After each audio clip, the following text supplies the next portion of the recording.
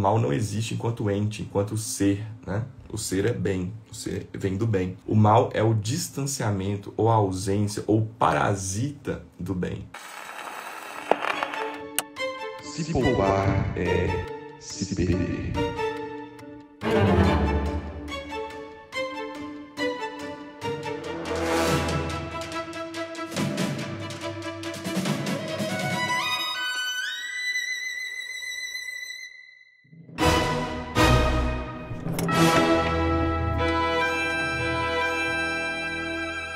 O primeiro deles foi um livro que até foi me sugerido por uma paciente, que eu gostei muito, que é um livro de um autor que eu gosto muito, que é o C.S. Lewis. O C.S. Lewis, ele tem esse livro aqui, que é o nome de um grande mestre dele, que é o George MacDonald. É o George MacDonald. Podem ficar tranquilos que vai ter foto de todos os livros, tá bom? E esse livro, por que eu estou te sugerindo esse livro? Porque ele tem citações e pequenos trechos por dia. Então você tem aqui um dia, aí você tem dia que é só uma frase para você meditar, tem dia que é outro trecho maiorzinho, e são 365 citações, né? Então, por exemplo, se eu não me engano, 2 episódios do nosso podcast, eles nasceram de leituras deste livro aqui. Então, por exemplo, vou ler um aqui para vocês, olha que interessante.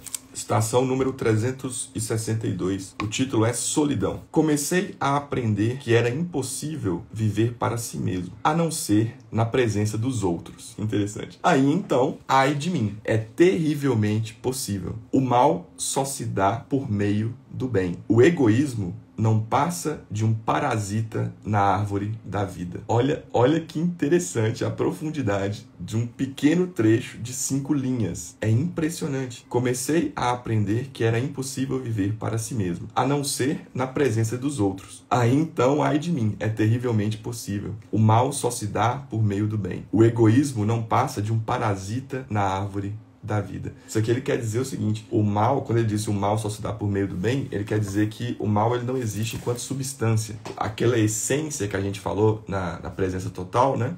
O mal não existe enquanto ente, enquanto ser. O ser é bem, o ser vem do bem. O mal é o distanciamento, ou a ausência, ou parasita do bem, né? Por isso ele quis dizer o seguinte: é impossível viver para si mesmo, a não ser na presença dos outros, né? Quando tem outra pessoa, aí a gente tende a fazer esse movimento egoísta que o Adler fala muito bem. Inclusive na nossa aula lá, eu citei bastante, né, na aula sobre oração. Então olha que interessante, você pega um livrozinho desse aqui, né, um momento do seu dia, e ele tem citações muito profundas. Então fica aí também a minha recomendação de leitura de conteúdos espirituais.